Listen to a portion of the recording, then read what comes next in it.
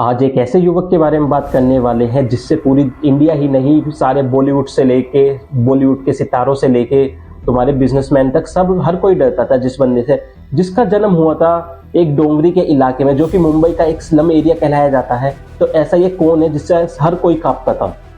तो आज बात करने वाले हैं दाऊद इब्राहिम के बारे में। दाऊद इब्राहिम का जन्म 26 दिसंबर 1955 में डोंगरी में हुआ था और उनके पिता इब्राहिम कासकर मुंबई पुलिस में हेड कांस्टेबल के रूप में काम करते थे। उनकी मां अमीना बेगम थी और दाऊद इब्राहिम ने अपनी पढ़ाई अहमद सेलर हाई स्कूल से करी थी, जहां उन्होंने पढ़ाई छोड़ दी थी कुछ टाइम के बाद।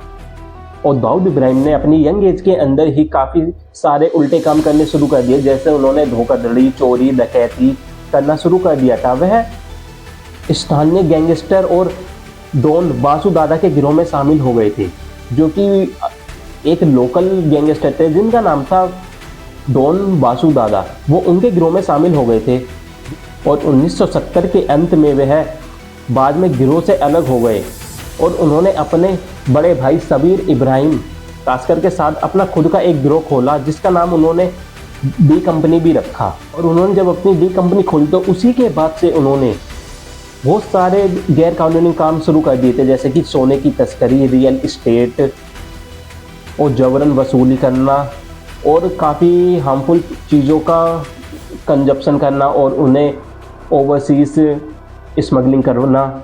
और दाऊद इब्राहिम के गिरोह के अंदर 5000 से भी ज़्यादा लोग काम करते थे, जो कि 1990 के दशक में काफ़ी करोड़ों में पैसा कमाते थे। 1993 के अंदर जब हमले हुए थे उस टाइम पर मुंबई पुलिस ने दाऊद इब्राहिम को इसका मास्टरमाइंड बताया गया और वो उस टाइम पर दुबई में थे। दुबई से वो कराची भाग गए थे।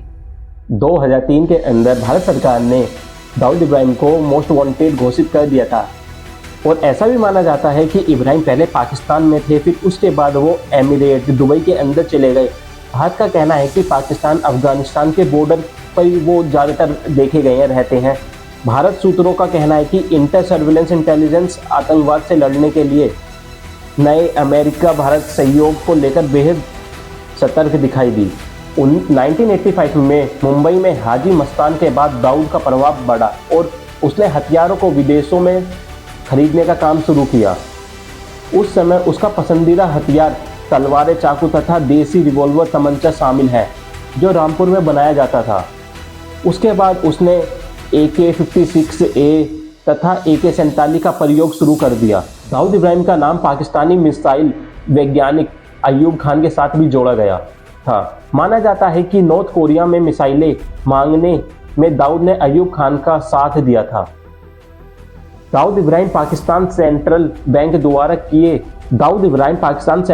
द्वारा दिए गए डॉलर में लोन को नहीं चुका पाया था, जिसके कारण बैंक ने उसका नाम डिफॉल्टर की लिस्ट में डाल दिया। दाऊद की इच्छा है कि वह भारत में आकर राजनीति में अपना भाग्य आजमाए तथा अब्बू सलेम के वकील की पार्टी को अपने साथ शामिल करना चाहता है।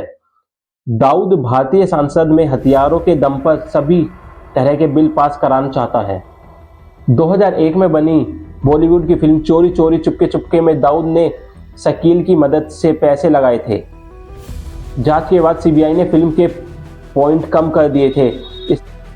तो हमारी सरकार ने भी काफ़ी सारे कदम उठाए हैं जिससे कि वो चाहते हैं कि दाऊद इब्राहिम जो डॉन है उसको वापस इंडिया लाया जाए और उसे सज़ा सुनाई जाए, लेकिन वो अभी तक कामयाब नहीं हो पाए हैं। और अभी हाल ही में एक अफवाह भी काफ़ी ज़्यादा वो हुई थी कि जिसमें कि दाऊद इब्राहिम ने जहर खा लिया था और वो मर गए हैं। तो लेकिन मैं तुम्हें आपको बता देता हूँ कि ऐसा कुछ नहीं हुआ था। वो उनकी कुछ मेडिकल कंडीशन थी जिसकी वजह से कि वो बीमार थे, तो वो इसलिए हॉस्पिटल शिफ्ट हुए थे, ऐसा कुछ नहीं था।